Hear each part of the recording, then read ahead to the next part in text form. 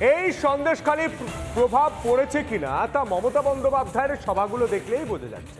মমতা বন্দ্যোপাধ্যায় বলছেন জনতার সভা ছাড়ছেন। একই রাজ্যে মোদীকে দেখতে 40 থেকে 45 ডিগ্রি তাপমাত্রায় উপচে পড়ছে ভিড়। তাই কি হতাশায় মোদীর সভা ফেরত মানুষের বাসে হামলা চালাচ্ছে তৃণমূল? মুখ্যমন্ত্রী মমতা বন্দ্যোপাধ্যায় হাবড়াতে সভা করছেন, সেই সময় প্রচুর মানুষজন সভামঞ্চ ছেড়ে চলে যাচ্ছেন অন্যত্র। আমার ভিডিও জার্নালিস্ট রবি শর্মা সামগ্রিকভাবে গোটা ছবিটা তুলে ধরেছেন। যখন মুখ্যমন্ত্রী জনসভা চলছে তখনই কিন্তু কাতারে কাতারে তৃণমূল কর্মী সমর্থকরা তারা সভা মঞ্চ ছেড়ে চলে যাচ্ছে। দেখতে পাচ্ছি হেলিপ্যাড জুড়ে প্রচুর মানুষের সমাগম। এবার প্রত্যেকে কার্যত স্লোগানিং করছে, পাঁচিল টপকে অনেকে যাওয়ার চেষ্টা করছে যেইখানে মূলত প্রধানমন্ত্রী বক্তব্য রাখছে। আমি জানি খুব গরম লাগছে, আমি বেশি সময় নেব না মা বোনেরা।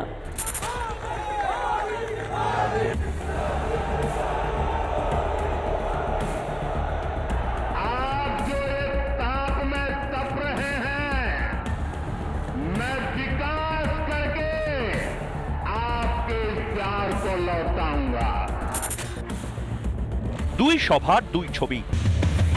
আমি বেশি সময় নেব না মা বোনেরা। বাংলা নিজের মেয়ের সভা ছেড়েই বেরিয়ে যাচ্ছে। সেই বাংলায় প্রধানমন্ত্রীর ওপর অগাধ ভরসায় টপকাচ্ছে পাঁচিল।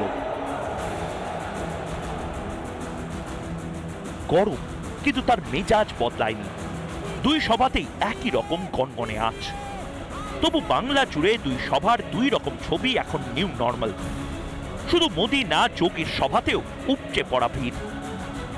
তাই কি প্রবল রাগে সভা ফেরত মানুষগুলো হয়ে যাচ্ছে টার্গেট? মোদীর সভা ফেরত মানুষগুলোর বাসে পড়ল ঢিল। একজনের চোখ তো রীতিমতো ক্ষতিগ্রস্ত।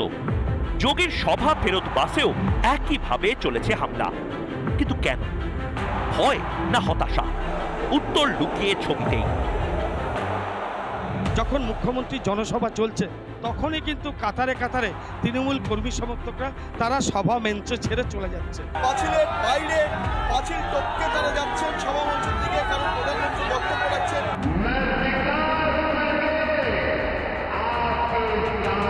পাবলিক বাংলা।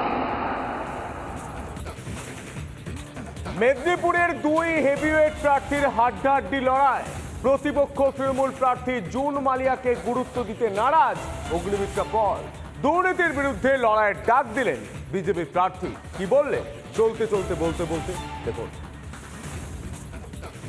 হুটখোলা জিপে করে অগ্নিমিত্রা পল তিনি এগিয়ে চলেছেন জেলা অফিসের দিকে। সাধারণ মানুষের উদ্দেশ্যে তিনি জনসংযোগ সারছেন, নির্বাচনী প্রচার সারছেন। আর কিছুদিনের অপেক্ষা, সাধারণ মানুষ তো উচ্ছ্বাসে ফেটে পড়ছে। সাধারণ মানুষের উচ্ছ্বাস, ভরসা, শ্রদ্ধা এবং চোখ বন্ধ করে ভরসা মাননীয় প্রধানমন্ত্রী নরেন্দ্র মোদীজির উপরে। এবং সেই কারণে আজকে এত কথা, এত চর্চিত যেটা তুমি বলছিলে এই সিট নিয়ে, কিন্তু আজকে হাজার হাজার কর্মী এবং তার সাথে সাধারণ মানুষ, গরিব মানুষ, নিম্ন মধ্যবিত্ত তারা আজকে এই মিছিলে তারা হাঁটছে এই আশা নিয়ে যে পশ্চিমবঙ্গে পদ্মফুলের সরকার আসবে, মোদী সরকার আসবে, লোকসভাতে আমরা এই সিট জিতব এবং আগামী দিনে যে ভালোভাবে বাঁচা, মাথা তুলে সিদ্ধারা সোজা করে যে বাঁচা, সামান্য চাহিদা, সেই চাহিদাগুলো তাদের পূরণ হবে।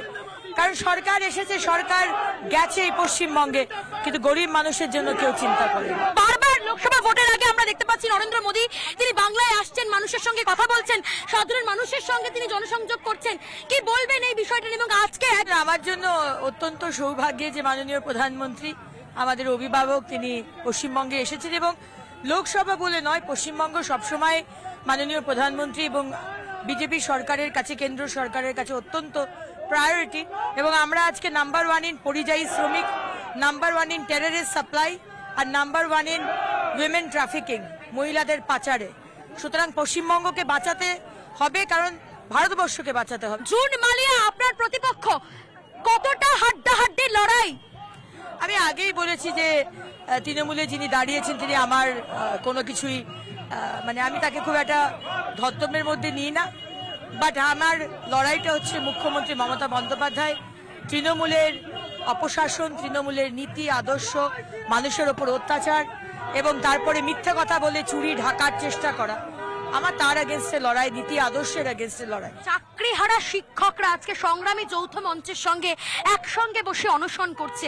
এ কোন বাংলা যেখানে চাকরি নেই, ডিএ নেই, এবং এইভাবে যারা চাকরি হারালেন তাদের তো জীবন দুর্বিষহ হয়ে উঠছে। অগ্নিদি, অত্যন্ত কষ্টের যে আজকে পশ্চিমবঙ্গ যে আমাদের ঈশ্বরচন্দ্র বিদ্যাসাগর, এই মেদিনীপুরের ঈশ্বরচন্দ্র বিদ্যাসাগর, রবীন্দ্রনাথ ঠাকুর, শরৎচন্দ্র, বিভূতিভূষণ বঙ্কিমচন্দ্রের আজকে এই পশ্চিমবঙ্গে আজকে 26,000 চাকরি চুরি হয়, আর মুখ্যমন্ত্রী আর এই সরকার তাতে সম্পূর্ণভাবে মদত দিয়ে করেছে। কলকাতার একাধিক জায়গায় বিজেপি কর্মীদের টার্গেট করা হচ্ছে, তাদের মারধর করা হচ্ছে, রক্তপাত করা হচ্ছে। উত্তর কলকাতায় কেন বারবার বিরোধীদের কণ্ঠরোধ করার চেষ্টা? কারণ উনি জানেন যে বিজেপি, দেখুন না, সাধারণ মানুষকে দেখুন, আমি ক্যামেরা দেখাতে বলবো, আমাদের সরকার এলে তারা ভালোভাবে বাঁচতে পারবে, এবং সেই কারণে মুখ্যমন্ত্রী ভয় পেয়ে চিরকালই তাই করেছে, কেস দিয়ে, পুলিশকে দিয়ে, প্রশাসনকে দিয়ে ভয় দেখিয়েছে, এখনো তাই করছে। একেবারে এই মুহূর্তে অগ্নিমিত্রা পাল আমার সঙ্গে এতক্ষণ ছিলেন, তার সঙ্গে আমরা কথা বললাম। তিনি বললেন আগামী দিনে মানুষের উচ্ছ্বাস চোখে পড়ার মতো, সেটা এখনই বোঝা যাচ্ছে, কিন্তু আগামী দিনে মেদিনীপুর লোকসভায় মানুষ বুঝিয়ে দেবে যে সত্যি উন্নয়নের দিক, উন্নয়নের হাওয়া কোন দিকে বইছে। ক্যামেরায় সোমনাথ পালের সঙ্গে লীনা ভট্টাচার্যের রিপোর্ট, রিপাবলিক বাংলা, মেদিনীপুর। এই সন্দেশখালী প্রভাব পড়েছে কিনা তা মমতা বন্দ্যোপাধ্যায়ের সভাগুলো দেখলেই বোঝা যাচ্ছে। মমতা বন্দ্যোপাধ্যায় বলছেন জনতার সভা ছাড়ছেন। একই রাজ্যে মোদীকে দেখতে 40 থেকে 45 ডিগ্রি তাপমাত্রায় উপচে পড়ছে ভিড়। তাই কি হতাশায় মোদীর সভা ফেরত মানুষের বাসে হামলা চালাচ্ছে তৃণমূল? মুখ্যমন্ত্রী মমতা বন্দ্যোপাধ্যায় হাবড়াতে সভা করছে, সেই সময় প্রচুর মানুষজন সভামঞ্চ ছেড়ে চলে যাচ্ছেন অন্যত্র। আমার ভিডিও জার্নালিস্ট রবি শর্মা সামগ্রিকভাবে গোটা ছবিটা তুলে ধরেছেন। যখন মুখ্যমন্ত্রী জনসভা চলছে তখনই কিন্তু কাতারে কাতারে তৃণমূল কর্মী সমর্থকরা তারা সভা মঞ্চ ছেড়ে চলে যাচ্ছে। দেখতে পাচ্ছি হেলিপ্যাড জুড়ে প্রচুর মানুষের সমাগম, এবং প্রত্যেকে কার্যত স্লোগানিং করছে, পাঁচিল টপকে অনেকে যাওয়ার চেষ্টা করছে যেইখানে মূলত প্রধানমন্ত্রী বক্তব্য রাখছে।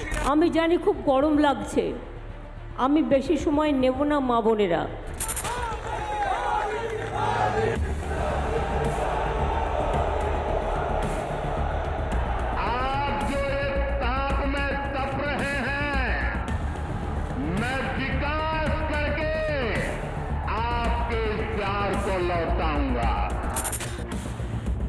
দুই সভার দুই ছবি।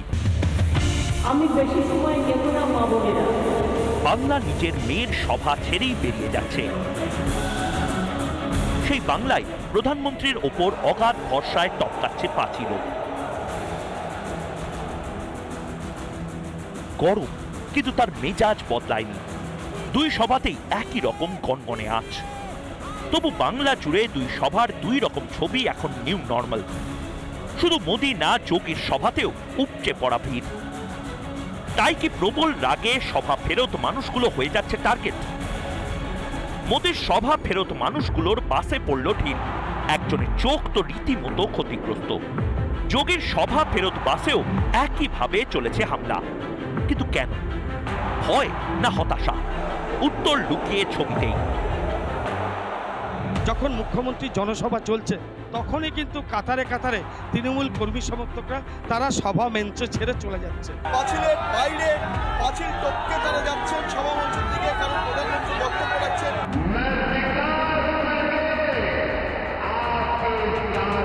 পাবলিক বাংলা।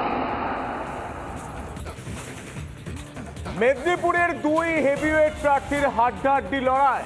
প্রতিপক্ষ তৃণমূল প্রার্থী জুন মালিয়াকে গুরুত্ব দিতে নারাজ অগ্নিমিত্রা পল। দুর্নীতির বিরুদ্ধে লড়াইয়ের ডাক দিলেন বিজেপি প্রার্থী। কি বললেন চলতে চলতে বলতে বলতে দেখুন। হুটখোলা জিপে করে অগ্নিমিত্রা পল তিনি এগিয়ে চলেছেন জেলা অফিসের দিকে। সাধারণ মানুষের উদ্দেশ্যে তিনি জনসংযোগ ছাড়ছেন, নির্বাচনী প্রচার ছাড়ছেন। আর কিছুদিনের অপেক্ষা, সাধারণ মানুষ তো উচ্ছ্বাসে ফেটে পড়ছে। সাধারণ মানুষের উচ্ছ্বাস, ভরসা, শ্রদ্ধা এবং চোখ বন্ধ করে ভরসা মাননীয় প্রধানমন্ত্রী নরেন্দ্র মোদীজির উপরে। এবং সেই কারণে আজকে এত কথা, এত চর্চিত, যেটা তুমি বলছিলে এই সিট নিয়ে, কিন্তু আজকে হাজার হাজার কর্মী এবং তার সাথে সাধারণ মানুষ, গরিব মানুষ, নিম্ন মধ্যবিত্ত তারা আজকে এই মিছিলে তারা হাঁটছে এই আশা নিয়ে যে পশ্চিমবঙ্গে পদ্মফুলের সরকার আসবে, মোদী সরকার আসবে, লোকসভাতে আমরা এই সিট জিতব এবং আগামী দিনে যে ভালোভাবে বাঁচা, মাথা তুলে শিরদাঁড়া সোজা করে যে বাঁচা, সামান্য চাহিদা, সেই চাহিদাগুলো তাদের পূরণ হবে। কারণ সরকার এসেছে, সরকার গেছে এই পশ্চিমবঙ্গে, কিন্তু গরিব মানুষের জন্য কেউ চিন্তা করে না। বারবার লোকসভা ভোটের আগে আমরা দেখতে পাচ্ছি নরেন্দ্র মোদী তিনি বাংলায় আসছেন, মানুষের সঙ্গে কথা বলছেন, সাধারণ মানুষের সঙ্গে তিনি জনসংযোগ করছেন। কি বলবেন এই বিষয়টা? এবং আজকে আমার জন্য অত্যন্ত সৌভাগ্যের যে মাননীয় প্রধানমন্ত্রী, আমাদের অভিভাবক, তিনি পশ্চিমবঙ্গে এসেছেন এবং লোকসভা বলে নয়, পশ্চিমবঙ্গ সবসময় মাননীয় প্রধানমন্ত্রী এবং বিজেপি সরকারের কাছে, কেন্দ্র সরকারের কাছে অত্যন্ত প্রায়োরিটি। এবং আমরা আজকে নাম্বার 1 ইন পরিযায়ী শ্রমিক, নাম্বার 1 ইন টেররিস্ট সাপ্লাই আর নাম্বার 1 ইন উইমেন ট্রাফিকিং, মহিলাদের পাচারে। সুতরাং পশ্চিমবঙ্গকে বাঁচাতে হবে, কারণ ভারতবর্ষকে বাঁচাতে হবে। জুন মালিয়া আপনার প্রতিপক্ষ, কতটা হাড্ডাহাড্ডি লড়াই? আমি আগেই বলেছি যে তৃণমূলে যিনি দাঁড়িয়েছেন তিনি আমার কোনো কিছুই আমি তাকে খুব একটা ধর্তব্যের মধ্যে নিই না, বাট আমার লড়াইটা হচ্ছে মুখ্যমন্ত্রী মমতা বন্দ্যোপাধ্যায়, তৃণমূলের অপশাসন, তৃণমূলের নীতি আদর্শ, মানুষের ওপর অত্যাচার এবং তারপরে মিথ্যা কথা বলে চুরি ঢাকার চেষ্টা করা, আমার তার এগেনস্টে লড়াই, নীতি আদর্শের এগেনস্টে লড়াই। চাকরিহারা শিক্ষকরা আজকে সংগ্রামী যৌথ মঞ্চের সঙ্গে একসঙ্গে বসে অনশন করছে। এ কোন বাংলা যেখানে চাকরি নেই, ডিএ নেই এবং এইভাবে যারা চাকরি হারালেন তাদের তো জীবন দুর্বিষহ হয়ে উঠছে। অগ্নিদি, অত্যন্ত কষ্টের